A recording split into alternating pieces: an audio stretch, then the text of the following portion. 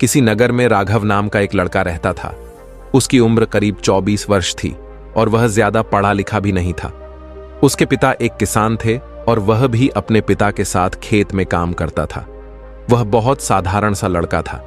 जब भी उसके सामने कोई नया व्यक्ति आ जाता तो वह उससे बात तक नहीं कर पाता था। यहां तक कि जिन्हें वह जानता था, पहचानता था, उनसे भी बात करने में उसे बहुत झिझकता था। वह उनसे भी ठीक से बात नहीं कर पाता था। राघव किसी उद्देश्य के बिना दिन भर इधर उधर घूमता रहता था। उसे ना किसी काम में रुचि थी, ना ही कोई ऐसा सपना था जिसे पाने के लिए वह मेहनत करता। राघव के माता पिता उसकी इस स्थिति को देखकर चिंतित रहते थे। वे सोचते थे, इसका क्या होगा? यह अपने जीवन में कुछ कर पाएगा भी या नहीं? जब भी वह कहीं पर काम के लिए जाता तो लोग उसके इस सीधेपन का फायदा उठाते, उसे परेशान करते। वह कुछ ज्यादा कह नहीं पाता था, जिसके कारण उसे कोई कुछ भी कह देता और वहां से चला जाता है। इन्हीं सब कारणों की वजह से उसका मन कहीं भी किसी भी काम में नहीं लगता। वह हर काम को कुछ ही दिनों में छोड़ दिया करता। उसके मन में बहुत कुछ चल रहा था। उसके मन में विचारों के तूफान उठ रहे थे। वह सबसे बहुत कुछ कहना चाहता था, लेकिन अपनी इस आदत के कारण वह किसी से कुछ नहीं कह पा रहा था। वह अंदर ही अंदर घुटता जा रहा था। सारे विचार, सारी बातें उसके मन में ही दबी पड़ी थीं, लेकिन कभी भी वह किसी से भी अपने मन की बात नहीं बताता था। राघव का दिन व्यर्थ की गतिविधियों में निकलता था। वह अक्सर खुद के बारे में सोच सोच कर परेशान रहता। धीरे धीरे उसकी यह आदतें उसकी सेहत पर भी असर डालने लगी। उसका शरीर कमजोर हो गया, आंखें लाल रहने लगी और वह मानसिक तनाव महसूस करने लगा। एक दिन उसके मित्र उसकी हालत को लेकर मजाक उड़ाने लगे। उसके दोस्त ने हंसते हुए कहा, अरे राघव, तुम तो बस इसी चाय की दुकान के स्थायी ग्राहक बनकर रह जाओगे। तुम्हारे जीवन का क्या उद्देश्य है? यह सुनकर राघव को बुरा तो लगा, लेकिन उसने अपने दोस्तों के तानों को भी गंभीरता से नहीं लिया।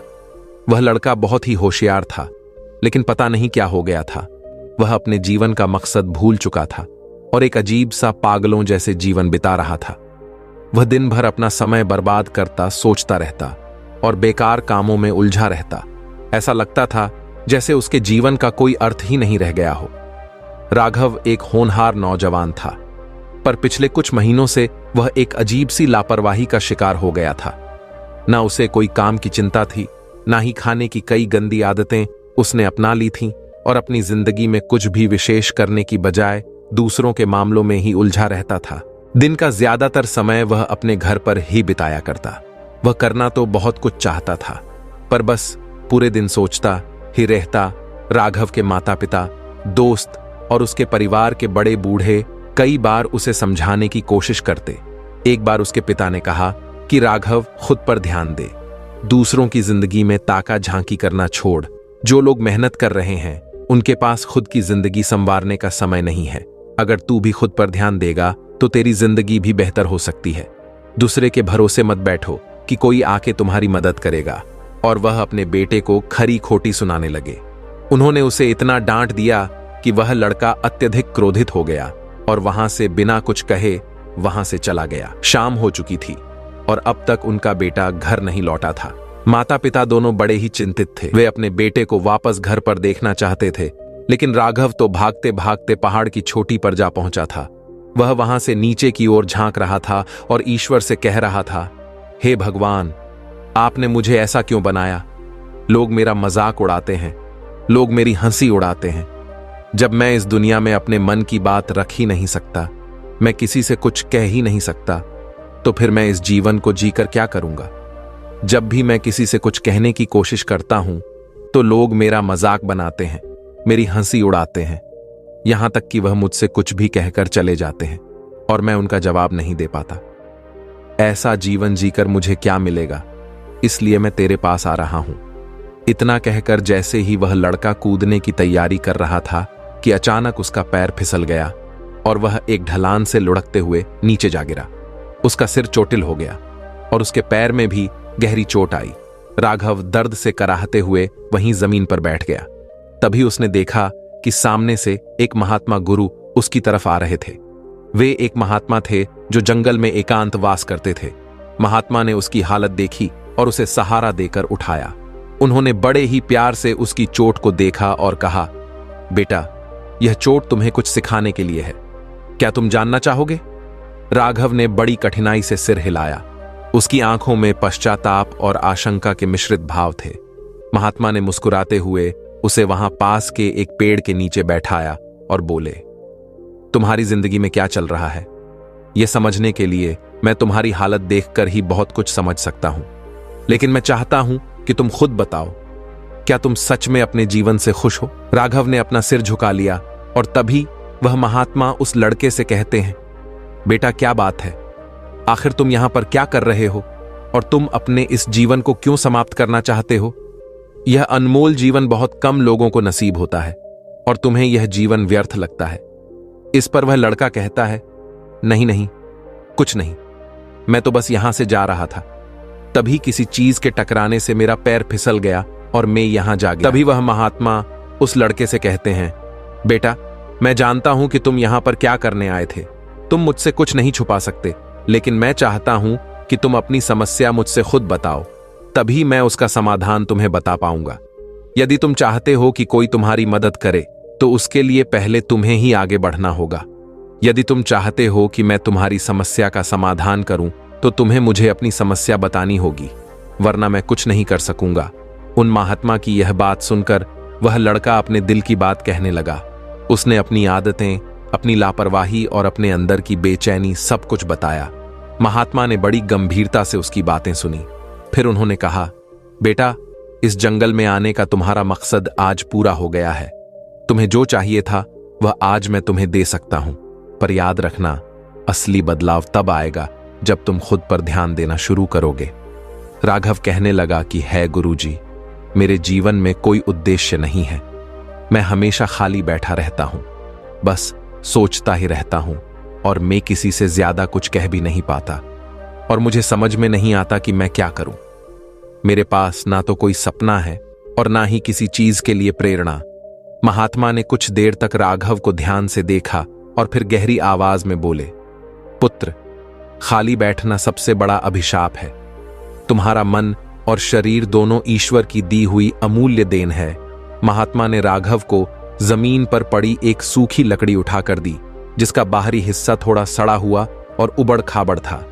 लकड़ी पर धूल और गंदगी जमी थी और उसकी छाल झड़ रही थी। महात्मा ने लकड़ी को राघव के हाथ में रखते हुए कहा, देखो बेटा, ये लकड़ी यूं ही जंगल में पड़ी रही तो इसे ना कोई काम आएगा, ना इसे कोई महत्व देगा। इसका इस्तेमाल करने वाला कोई नहीं होगा, क्योंकि यह अभी किसी के काम की नहीं है। राघव ने हैरानी से उस लकड़ी को देखा, जो बिल्कुल साधारण और फालतू लग रही थी। उसने सोचा कि आखिर महात्मा उसे यह लकड़ी क्यों दिखा रहे हैं और इसका उसकी जिंदगी से क्या संबंध हो सकता है। महात्मा ने उसकी उलझन को समझते हुए आगे कहा, अगर इस लकड़ी को तराशा जाए तो इसे नुकीला और मजबूत बनाया जा सकता है।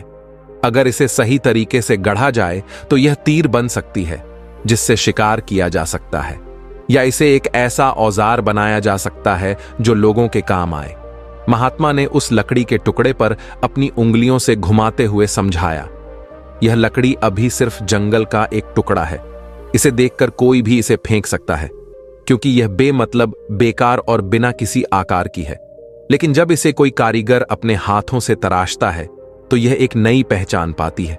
इसके उबड़ खाबड़ किनारों को काटकर उसे नुकीला और सटीक आकार देने के बाद यह किसी भी चीज को चीरने या काटने में सक्षम हो जाती है। तब यह केवल एक बेकार लकड़ी का टुकड़ा नहीं रह जाती, बल्कि एक उपयोगी औजार बन जाती है, जिसे लोग महत्व से लेते हैं। राघव इस बात को ध्यान से सुन रहा था और अब उसे धीरे धीरे समझ में आने लगा कि महात्मा उसकी जिंदगी की तुलना इस लकड़ी से क्यों कर रहे थे। महात्मा ने देखा कि राघव के चेहरे पर अब गंभीरता के भाव आ रहे हैं। फिर उन्होंने अपनी बात को और गहराई से समझाने के लिए कहा, ठीक इसी तरह तुम्हारी जिंदगी भी इस बेढब लकड़ी की तरह है। तुम में काबिलियत है, तुम्हारे पास बुद्धि है, तुम मजबूत हो, लेकिन सिर्फ बाहरी तौर पर तुम्हारा जीवन अधूरा और असव हुआ है। तुम खुद पर ध्यान नहीं देते, ना ही अपने समय और सामर्थ्य को सही दिशा में लगाते हो। इसीलिए जैसे यह लकड़ी बेकार पड़ी थी, वैसे ही तुम्हारी जिंदगी भी बेमकसद हो गई है। महात्मा की बातों का असर अजीत पर गहरा पड़ने लगा।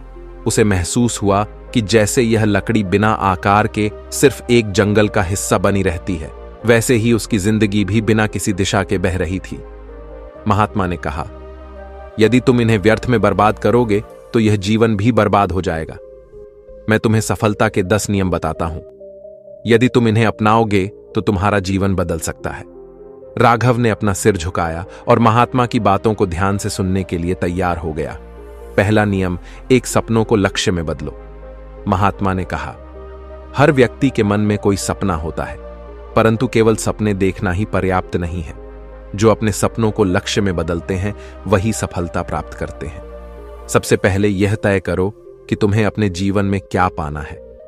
यदि तुम यह नहीं जानोगे तो तुम्हारा जीवन बिना दिशा के एक भटके हुए जहाज की तरह होगा।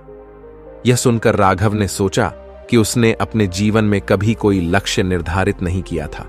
उसका मन पहली बार अपने जीवन की दिशा के बारे में सोचने पर मजबूर हुआ। दूसरा नियम, समय का सही उपयोग करो। महात्मा ने आगे कहा, भनते संसार में समय सबसे मूल्यवान चीज है। यदि तुम समय को बर्बाद करते हो तो यह कभी लौट कर नहीं आता। जो व्यक्ति समय की कदर नहीं करता उसे जीवन में सफलता नहीं मिलती। हर क्षण को एक अवसर की तरह देखो और उसका सदुपयोग करो।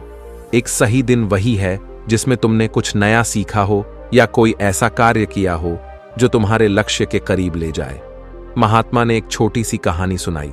प्राचीन समय में एक राजा था जो बहुत आलसी था। उसके राज्य का हाल बुरा था क्योंकि वह हमेशा सोचता रहता कि वह कल से काम करेगा। एक दिन पड़ोसी राजा ने उस पर हमला किया और उसका राज्य शत्रुओं ने छीन लिया। तब उसे एहसास हुआ कि उसका आलस्य और समय की बर्बादी ही उसकी हार का कारण है। तीसरा नियम, ध्यान और एकाग्रता को अपनाओ। ध्यान वह साधन है जो तुम्हारे विचलित मन को एकाग्र करता है।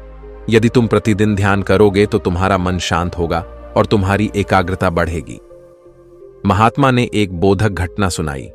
किसी समय एक युवा साधक अपने ध्यान में बहुत परेशानी महसूस करता था। उसका मन भटकता था और उसे कभी शांति नहीं मिलती थी। फिर उसके गुरु ने उसे पेड़ की जड़ों को देखने का निर्देश दिया। साधक ने देखा कि जड़ें जमीन में गहराई तक फैली हैं और मजबूत हैं। गुरु ने कहा, जैसे जड़ें पेड़ को स्थिर बनाती हैं वैसे ही ध्यान तुम्हारे मन को स्थिर करेगा। तब से साधक का जीवन बदल गया। चौथा नियम, छोटी छोटी आदतें विकसित करो। महात्मा ने राघव को बताया, हर बड़ा परिवर्तन छोटी छोटी आदतों से शुरू होता है। तुम हर दिन एक नई सकारात्मक आदत अपनाने की कोशिश करो, जैसे सुबह जल्दी उठना, पढ़ाई करना या व्यायाम करना।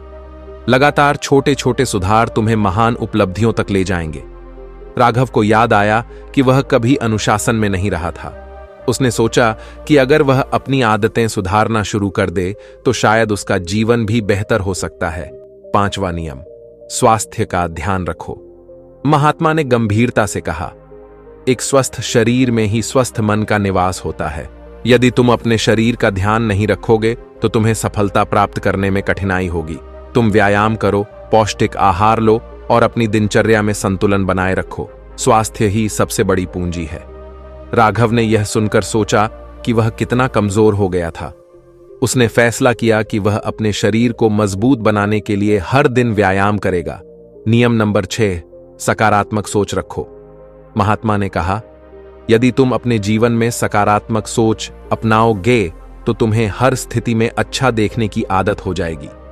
तुम अपने विचारों को नियंत्रित करो क्योंकि वही तुम्हारे कार्यों को प्रभावित करते हैं। नकारात्मक सोच सिर्फ बाधाएं खड़ी करती है। महात्मा ने एक प्रेरणादायक कथा सुनाई। बहुत समय पहले एक गांव में एक युवा लड़का था जिसका नाम रूपक था। रूपक बहुत साहसी और मेहनती था, लेकिन उसे जीवन में बहुत बार असफलता मिली। एक बार उसने अपने गांव के बाहर एक बड़ा बाग लगाया। उसने सोचा, इस बाग के फल बेचकर मैं अपनी स्थिति को सुधार सकता हूं। उसने बाग में कड़ी मेहनत की और बाग को सुंदर बना दिया। लेकिन जब फल आने का समय आया तो अचानक एक तूफान आया और सारे पेड़ नष्ट हो गए। रूपक का सपना टूट गया और वह उदास हो गया। तब उसने खुद से कहा, नहीं, मैं हार नहीं मान सकता। हार मानना तुम्हारे बस में नहीं है। उठो और दोबारा प्रयास करो। याद रखो, जो असफल होने के बाद भी खड़ा होता है वही असली योद्धा होता है। रूपक ने अपने मन की बात मानी और दोबारा मेहनत शुरू की। इस बार उसने न केवल बाग को फिर से हरा भरा बनाया, बल्कि उसके फल भी बहुत अच्छे हुए। उसकी मेहनत ने उसे सफलता दिलाई। गिरने के बाद उठना ही असली हिम्मत है। इस जीवन में कुछ भी आसान नहीं है, पर यदि तुम मेहनत करोगे तो तुम्हें सफलता जरूर मिलेगी।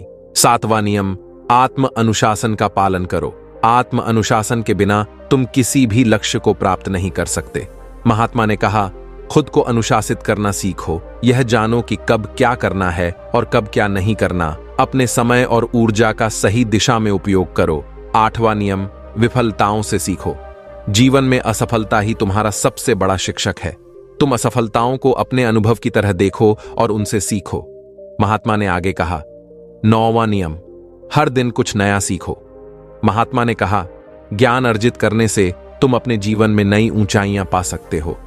हर दिन कुछ नया सीखने की आदत डालो, चाहे वह किताबें पढ़कर हो, किसी विशेषज्ञ से सलाह लेकर या अपने अनुभवों से सीखने की प्रक्रिया कभी समाप्त नहीं होती। 10वां नियम, कभी हार मत मानो। एक बार एक मूर्तिकार ने एक सुंदर मूर्ति बनाने की कोशिश की, पर बार बार उसकी मूर्ति टूट जाती। उसने हार नहीं मानी और हर बार अपनी गलती से सीखता रहा।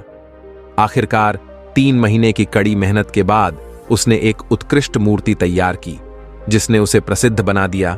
महात्मा की यह बातें सुनकर राघव की आंखें खुल गईं। उसने अपने जीवन में बदलाव लाने की ठानी। महात्मा के इतने प्रेरणादायक नियम सुनकर फिर वह अपने घर लौट आया। धीरे धीरे उसने अपनी आदतें सुधार लीं। वह अनुशासन के साथ अपने काम करने लगा, समय का पालन करने लगा और हर रोज आत्मनिरीक्षण करने लगा।